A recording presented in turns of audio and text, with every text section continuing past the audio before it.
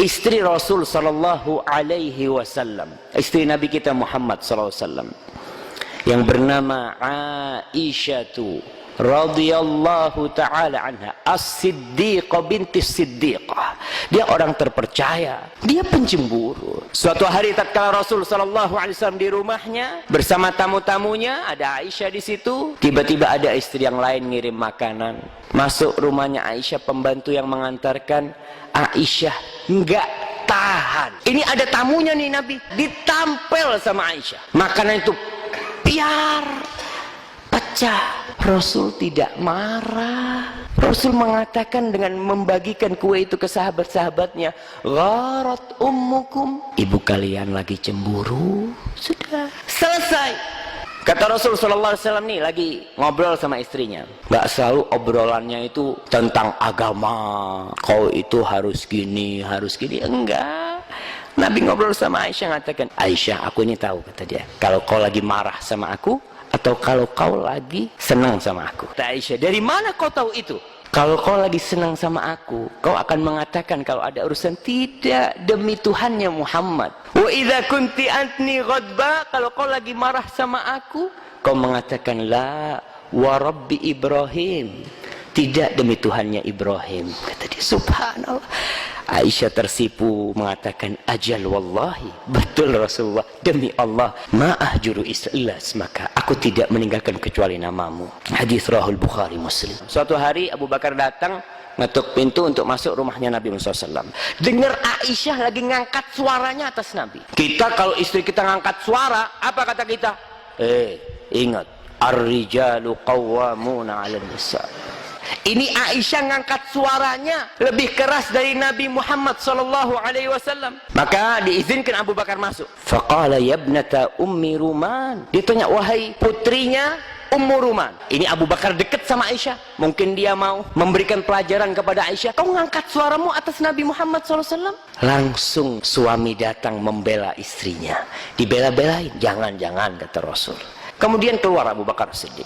Ketika keluar Abu Bakar Siddiq, apa kata Rasulullah SAW kepada Aisyah? Ala taraina anni qad hultu baina rajul wa baina, tadi kan aku udah belain kau sama orang itu, kata dia. Maksudnya ya udahlah, yang tadi dilupakan gitu loh. Mungkin ada masalah sedikit gitu. Selesai.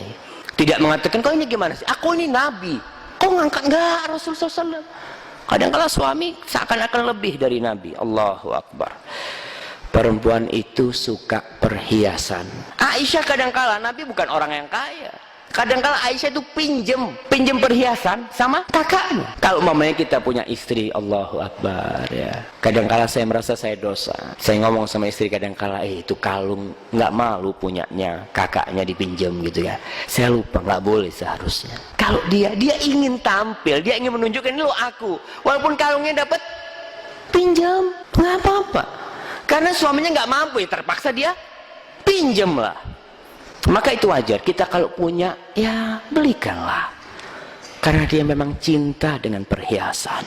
Rasulullah Sallallahu Alaihi Wasallam, beliau mengkhususkan waktu untuk ngobrol nih sama istrinya. Duduk ngobrol sama istrinya. Apa kata Rasul Sallallahu Alaihi Wasallam? Aisyah bercerita bahwa Rasul Sallallahu Alaihi Wasallam, kalau beliau selesai sholat, beliau melihat kepada aku. Kalau aku bangun, dia ngobrol sama aku. Kalau aku lagi tidur, maka beliau berbahan di sebelahku sana. Ibnu Abbas radhiyallahu anhu cerita tentang bibinya Maimunah, istri Nabi Muhammad SAW. Aku bermalam di rumah bibiku Maimunah.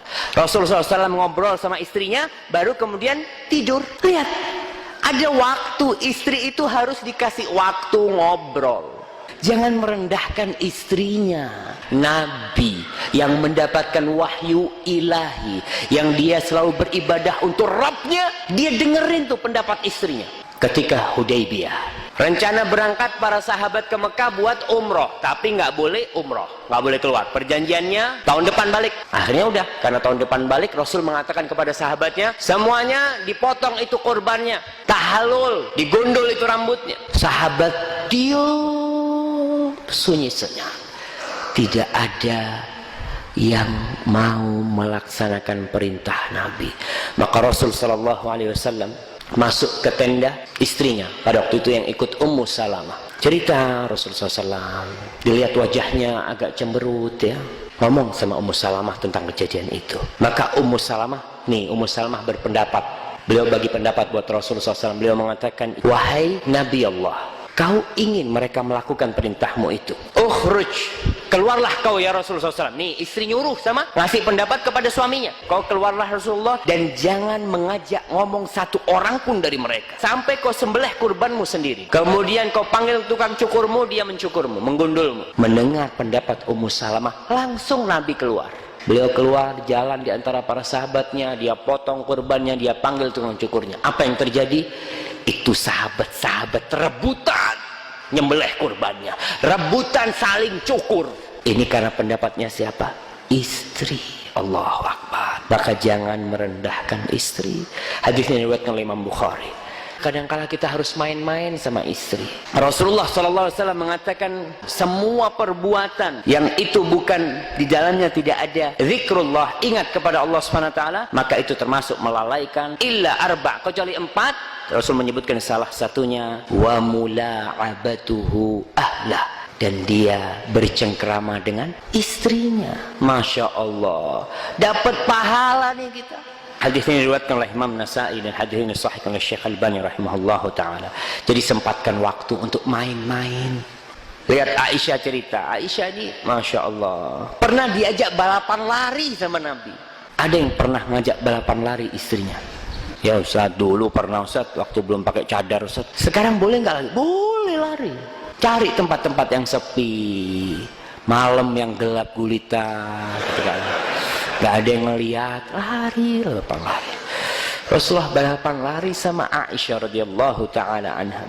Yang pertama kalah Rasulullah. Ya biasa, Rasul udah tua waktu itu, Aisyah masih gadis, masih kecil, masih kenceng larinya. Aisyah, falamma badintu, ketika aku udah mulai isi, kata Aisyah, Rasul ngajak lari lagi. Ya kalah, kata Aisyah. Ketika kalah, Rasul mengatakan, hadhihi bitilik. Aisyah, satu-satu, kata Nabi. Dulu aku kalah kan, sekarang menang, kata Rasulullah SAW. Hadis riwayat Abu Daud dan Ahmad, dan hadis ini sahih. Ajak jalan-jalan istrinya. Rasulullah SAW kadang kala bertamasya, berjalan-jalan sama istrinya. Rasul kalau keluar biasanya beliau ngundi siapa istrinya yang berangkat. Satu hari yang diundi 2 yang berangkat. Berangkatlah Hafsah sama Aisyah. Akhirnya ini Hafsah Aisyah punya onta sendiri-sendiri. Suatu hari Hafsah ini pinter, Hafsah ini Masya Allah. Dia mengatakan kepada Aisyah, kata Hafsah, gimana kalau malam ini kau naik ontaku, aku naik ontamu. Nyoba supaya kau lihatlah gimana ontaku, aku juga lihat gimana ontamu. Masya Allah. Akhirnya naiklah Aisyah, nyoba ontanya sih Hafsah nyoba ontanya Aisyah. Rasul datang, diambillah ontanya Aisyah. Pikirnya di dalam Aisyah, ternyata di dalamnya Hafsah. Itu jalan-jalan Nabi. Akhirnya ketika turun sampai tempat, Allah, itu Aisyah nangis. Ya seperti anak kecil yang lagi nangis ditendang-tendang itu pasir. Ya Rabbi, kata dia, tolong jadikan apalah kalajengking atau ular biar dia gigit kakiku ya Rasulullah. Aku ini gimana, nggak bisa berbuat apa-apa. Itu kan utusanmu, kata dia. Subhanallah. Aisyah, ya biasa. Perempuan seperti itu wajar. Cuma kita lihat Rasul ngajak jalan-jalan, ngambil ngobrol ke sana. Rasul kalau di rumahnya itu, dia bantuin keluarganya, dia bantuin. Subhanallah. Beliau menjahit pakaiannya sendiri, sandalnya yang rusak diperbaiki sendiri.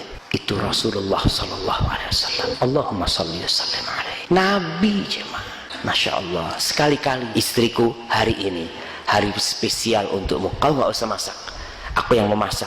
Masak walaupun dadar telur. Itu senang istri kita. Sekali-kali coba, jangan tiap hari. Kalau azan beliau keluar udah ke masjid. Rasulullah SAW kalau masuk rumahnya mulai dengan siwak, biar bersih mulutnya, biar tatkala dia dekat sama Aisyah, tatkala dia mencium istrinya dalam kondisi bersih dan senang istrinya. Kemudian Rasulullah SAW itu romantis di meja makan. Rasulullah SAW nggak pernah mencela makanan. Kalau di beliau mau, beliau makan, nggak mau ya udah dibiarin. Apa kata Aisyah radhiyallahu taala anha? Aku dalam kondisi haid, kata Aisyah. Aku minum, bismillah. Kata Aisyah, aku minum. Setelah aku minum, gelas itu diambil Nabi. Nabi minum dari bekas bibirku minum itu. Diminum juga. Romantis banget jemaah. Apalagi sekarang perempuan-perempuan udah pakai apa? Pakai lipstick. Jadi ada bekasnya di gelasnya itu kan, kita gampang nyarinya. Iya, ya Allah gitu kan. Ini kita ini umatnya Muhammad sallallahu alaihi wasallam. Ayolah. Aku gigit daging yang ada tulangnya, tulang yang ada dagingnya itu kemudian aku berikan ke Nabi. Nabi taruh mulutnya di tempat aku gigit tadi. Allahumma salli wa sallim ala nabiyina Muhammad. Kalau kalian makan jangan diusap langsung sampai dibersihin, itu hadis sahih. Dibersihin, kita jilat ya, atau dijilatkan ke orang lain. Kita mulai pulang nanti istri kita makan, Dede jangan dibersihkan dulu, kasihkan tanganmu sama aku. Sunnah nih. Ini sunnah, jangan ketawa. Tapi jangan kita habis makan.